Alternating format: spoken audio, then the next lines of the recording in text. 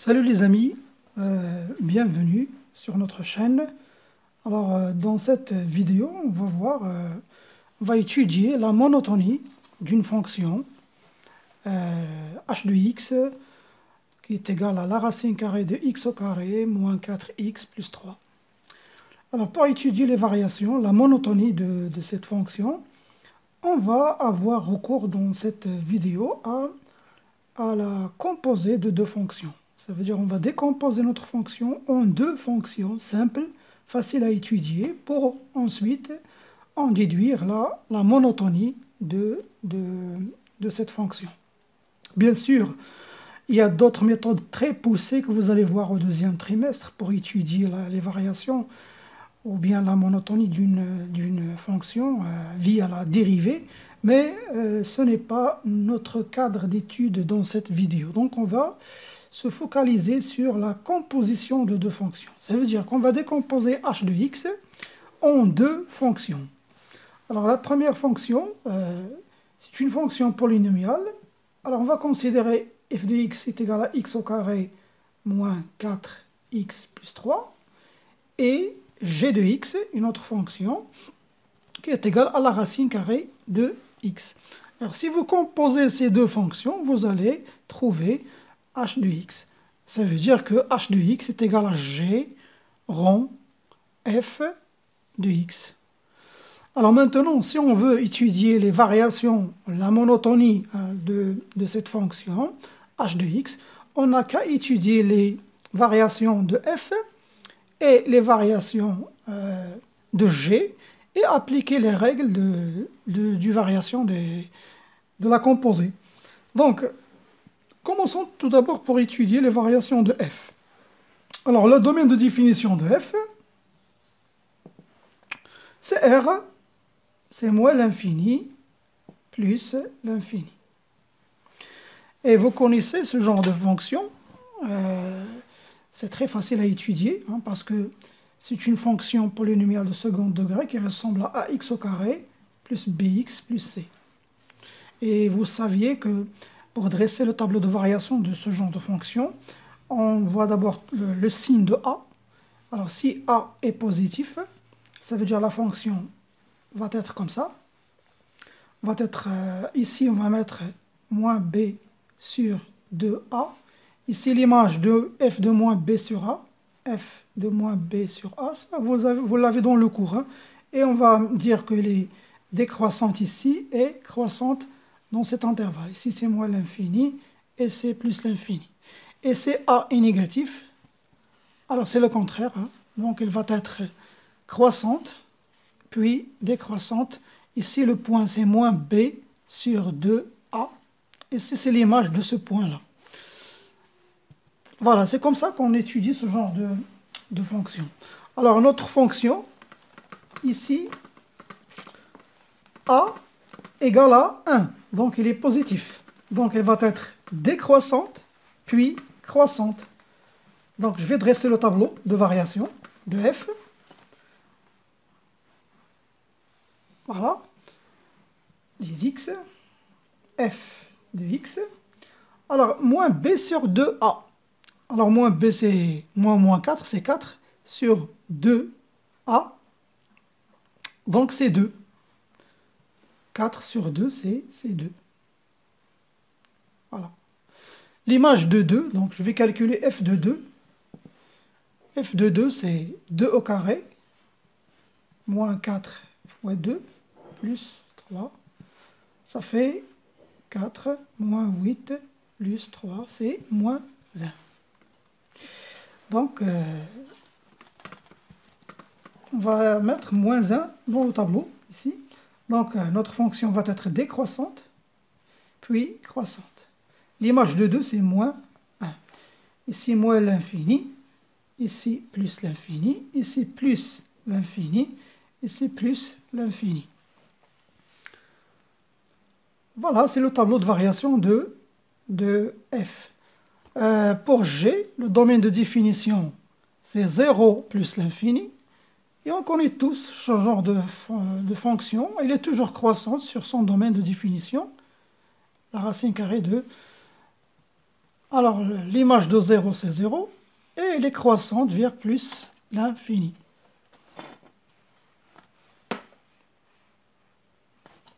Voilà. Alors ça, c'est le tableau de variation de G. Maintenant, on va chercher le tableau de variation de G rang F, la monotonie de G rang F.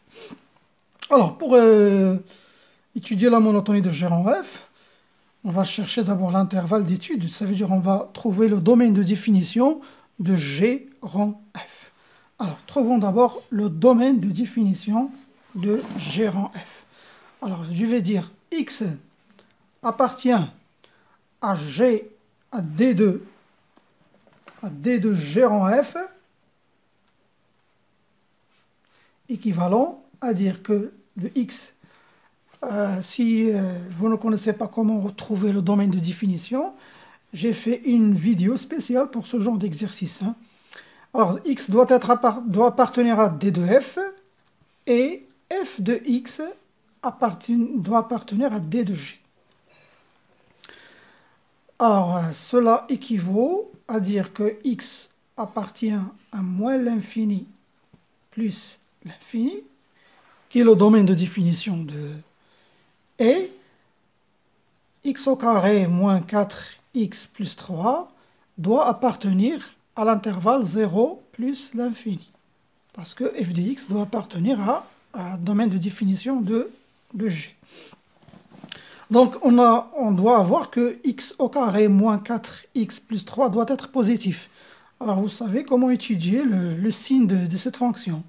Alors, on va étudier le signe de x au carré moins 4x. Alors, pour étudier le signe, il faut calculer le discriminant et trouver les radicales de ce polynôme. Donc, delta, ici, on va calculer delta. Delta, c'est b au carré, je vous le rappelle, hein, moins 4ac. Ça, c'est le discriminant de ce polynôme, qui va être égal à... Alors, moins b, alors b au carré, c'est moins 4 au carré, donc c'est 16. 4 fois 1 fois 3, c'est 12. Alors, ça fait 4. Et 4 est positif, donc il y a deux solutions, deux racines. Première racine, alors x1, c'est moins b, on rappelle, moins racine carrée de delta sur 2a. Et ça fait 4 moins 2 sur 2, c'est 1. La deuxième solution, deuxième racine, moins b plus racine delta sur 2a. Alors c'est 4 plus 2 sur 2, c'est 6 sur 2, c'est 3. Alors vous avez deux racines, 1 et 3. Donc on va dresser un tableau de signes. Voici x au carré moins 4x plus 3, notre fonction f de x. Alors il s'annule en 1 et 3. Voilà, plus l'infini. Voilà, c'est comme ça qu'on étudie le signe d'un polynôme de deuxième degré. Il faut chercher ses racines. Alors, entre les deux racines, il y a le signe opposé de a. A ici, c'est 1 positif, donc ici, c'est négatif. Et en dehors des racines, c'est positif. Donc, nous, on veut que notre f de x soit positive. Donc, la fonction est positive sur l'intervalle moins l'infini 1, union 3 plus l'infini. Voilà, je vais effacer ça. Voilà donc, cela équivaut à dire que x appartient à moins l'infini plus l'infini, ça veut dire R, et x doit appartenir à l'intervalle moins l'infini 1, union 3 plus l'infini. Voilà, donc, et c'est une intersection, ça veut dire l'intersection entre R et cet intervalle. Donc, puisque cet intervalle il est inclus dans R, donc c'est le résultat, c'est le petit intervalle. Cela équivalent à dire que x appartient à l'intervalle moins l'infini 1, union 3 plus l'infini. Alors, d de g rang f, d de g rang f, c'est moins l'infini 1 union 3 plus l'infini. Essayons maintenant d'étudier les variations de g rang f sur ces deux intervalles, parce que c'est le domaine de définition. Alors, comment est g rang f sur l'intervalle moins l'infini 1? Est-ce qu'elle est croissante ou bien décroissante? C'est ce qu'on va voir maintenant. Donc, je vais effacer ça. Alors, je vais d'abord vous faire un petit rappel. Alors, si on a par exemple ici la fonction f, la fonction g et la fonction g rang f. Alors, ça c'est le tableau des variations. C'est une règle. Si f est croissante et g est croissante, alors g rang f va être aussi croissante. Si f est décroissante et g est aussi décroissante, alors g rang f va être croissant, croissante. Voilà. C'est comme un peu, vous pouvez illustrer ça comme le tableau des signes. Ça veut dire plus, plus, ça donne plus, moins, moins, ça donne plus. Hein, voilà, c'est comme ça qu'il faut penser. C'est comme les règles des signes. Alors maintenant, si elles sont différentes, ça veut dire que f est croissante. Je vais le noter par une autre couleur, comme ça vous voyez la différence. Si f, maintenant, est croissante et g est décroissante, g est décroissante. Alors, g rang f va être décroissante. Voilà, comme si vous dites plus fois moins, c'est toujours le moins que l'on porte. Alors maintenant, si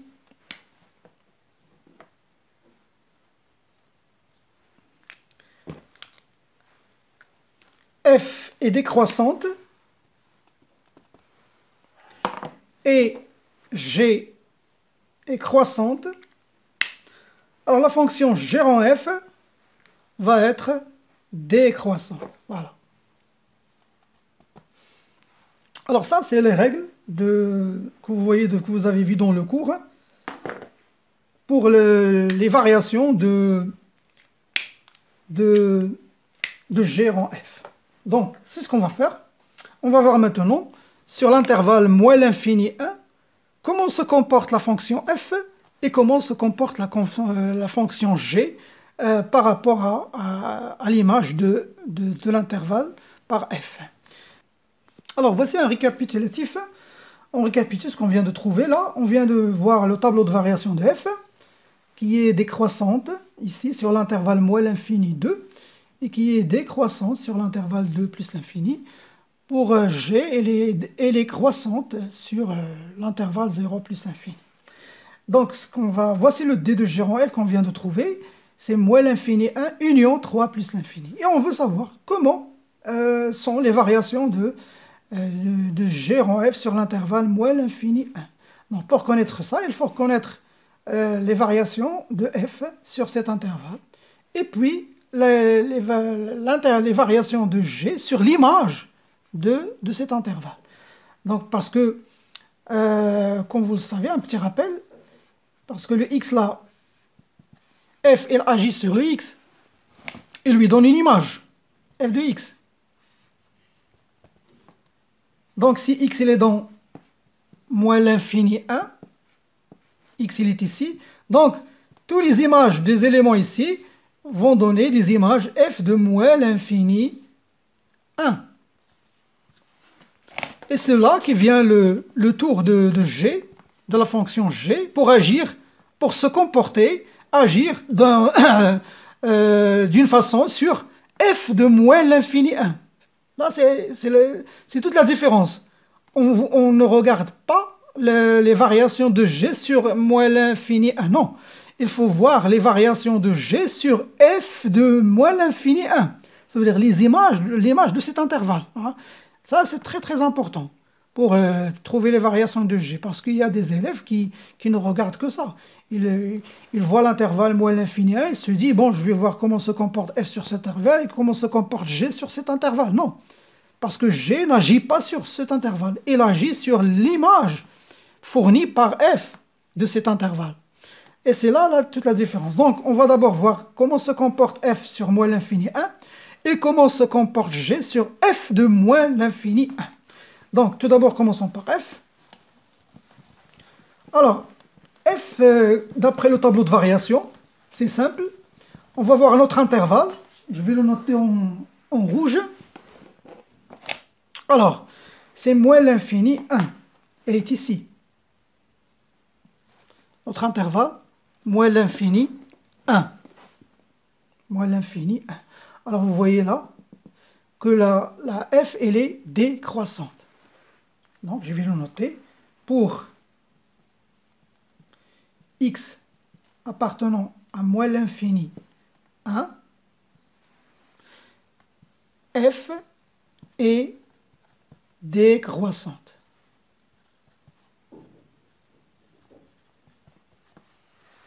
Voilà, je vais le noter comme ça. Alors, une flèche en bas avec un moins. Ça veut dire qu'elle est décroissante. Sur l'intervalle, maintenant, on va chercher l'image de cet intervalle, moins l'infini 1, par cette fonction f. Et on sait que f est décroissante. Donc, vous voyez ici l'image. On va changer les intervalles. Alors, moins l'infini, c'est plus l'infini. Et l'image de 1, c'est 0. Parce que f de 1 c'est une racine, donc c'est 0. Donc, l'image de moins l'infini 1, c'est 0 plus l'infini. f de 1. Pourquoi j'ai commencé par f de 1? Parce que la fonction est décroissante. Dès qu'une fonction est décroissante, on sait que l'image d'un intervalle, par exemple, a, b, si f est décroissante, alors on va commencer par quelle borne? On va commencer par b. Ça veut dire on va commencer f de b, f de a. Ça parce que la fonction est décroissante.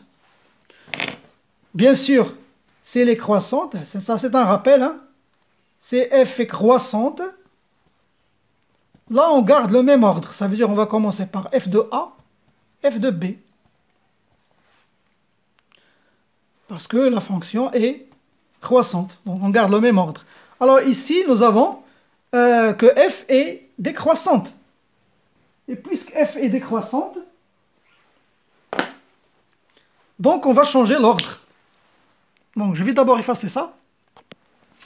Alors j'ai changé l'ordre, ça veut dire je vais prendre l'image de 1 ici. Et l'image de moins l'infini de l'autre côté. Et on voit ici que l'image de moins l'infini, c'est plus l'infini.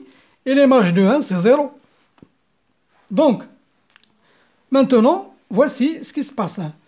Là, on vient de dire que f prend des éléments x de l'intervalle moins l'infini 1 et nous donne un intervalle qui est 0 plus l'infini. Et c'est un domaine sur lequel agit la fonction g. Et g, comment il est sur 0 plus l'infini? Alors, elle est croissante. Voilà. Donc, je vais dire que, puisque l'image c'est ça, alors, pour x appartenant à 0 plus l'infini, g est croissante. Elle est croissante parce que l'intervalle 0 plus l'infini, g est toujours croissante. Alors je vais noter comme ça. Alors maintenant, on a f décroissante et g est croissante. Alors comment est-ce g rend f? Alors, g rend f est décroissante.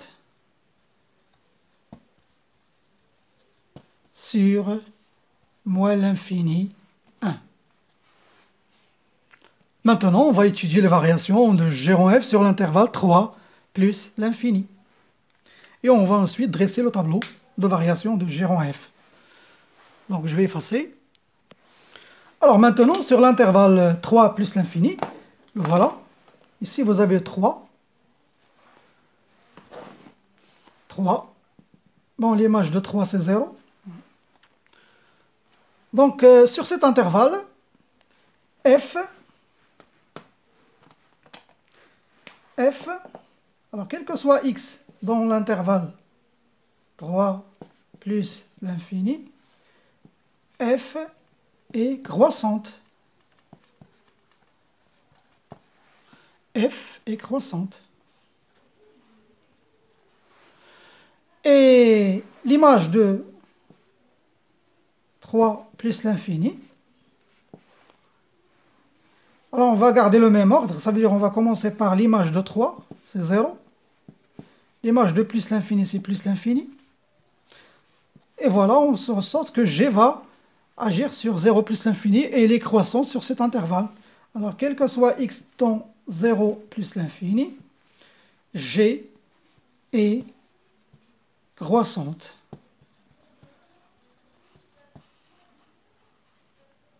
Donc, elle aussi, elle est croissante. Donc là, on est dans une situation croissante, ça veut dire que, alors, g, quel que soit x dans l'intervalle 3 plus l'infini, g rond f est croissante.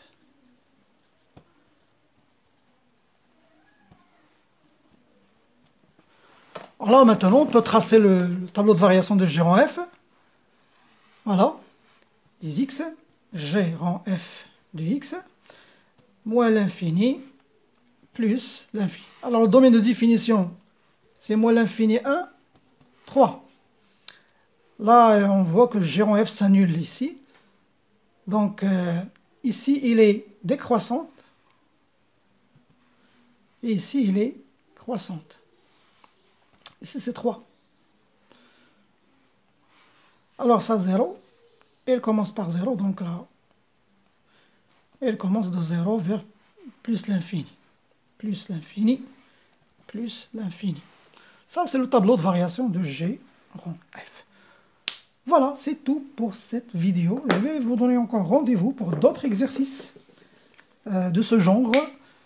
Et n'oubliez pas de vous abonner sur notre chaîne, de partager le contenu, le liker aussi. Hein. Et à bientôt.